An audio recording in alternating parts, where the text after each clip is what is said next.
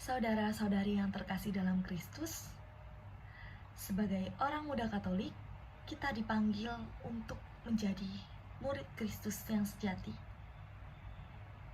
Salah satu ciri dari murid Kristus sendiri adalah berbelas kasih. Belas kasih adalah sikap yang mau menerima dan juga mengampuni orang yang bersalah pada kita, orang yang menyakiti kita. Dalam renungan kali ini, kita akan belajar tentang betapa pentingnya mengampuni orang lain yang bersalah pada kita. Kita akan belajar dari Yesus sendiri yang selalu mengampuni orang lain, bahkan musuh-musuhnya sendiri. Di dalam Injil Matius bab 18 ayat 21-35, kita menemukan kisah tentang seorang hamba yang berhutang kepada tuannya. Hutang dari hamba tersebut cukup besar sehingga ia tidak mampu untuk membayarkannya kepada tuannya. Lalu tuannya menjadi sangat marah sehingga ia memerintahkan agar hamba itu dijual sebagai budak bersama dengan keluarganya untuk membayar hutang-hutangnya.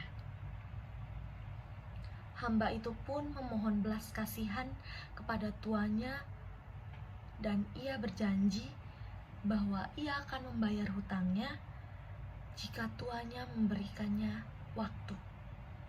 Sang tuan pun menjadi tersentuh oleh permohonan hambanya tersebut dan mengampuni hutang-hutangnya.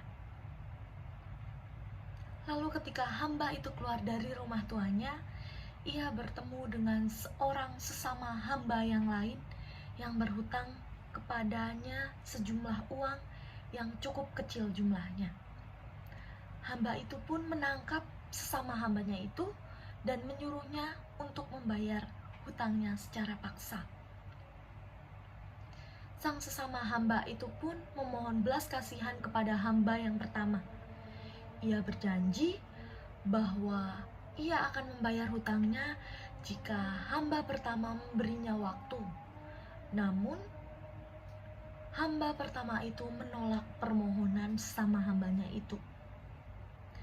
Ia bahkan memasukkan sesama hambanya itu ke dalam penjara sampai ia membayar hutangnya. Ketika tuan hamba pertama itu mengetahui apa yang telah dilakukan oleh hambanya, ia pun sangat marah. Ia memanggil hambanya itu dan berkata kepadanya, "Hai hamba yang jahat, aku telah mengampuni seluruh hutangmu karena kau memohonnya kepadaku. Bukankah engkau pun harus mengampuni sesamamu, hamba yang telah memohon belas kasihan kepadamu?" Tuannya itu pun sangat murka dan menyerahkan hambanya itu kepada penyiksa-penyiksa sampai ia membayar seluruh hutangnya. Dari kisah ini mengajarkan kita supaya mengampuni orang yang bersalah pada kita. Mengampuni tidak berarti melupakan kesalahan yang telah mereka lakukan. Tetapi mengampuni berarti melepaskan segala rasa sakit hati dan juga dendam terhadap mereka. Mengampuni orang lain adalah hal yang sulit, tetapi penting untuk dilakukan. Mengampuni akan membebaskan kita dari beban rasa sakit hati dan juga dendam. Mengampuni juga akan membuka jalan bagi kita untuk menyembuhkan hubungan yang telah rusak. Yesus sendiri adalah teladan bagi kita dalam mengampuni.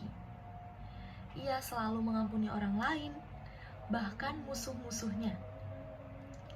Yesus mengampuni orang-orang yang telah menyalibkannya. Ia mengampuni orang-orang yang telah menyiksa dirinya. Kita sebagai murid Kristus harus mengikuti teladan Yesus dalam mengampuni. Kita harus mengampuni orang lain, bahkan orang yang telah menyakiti kita.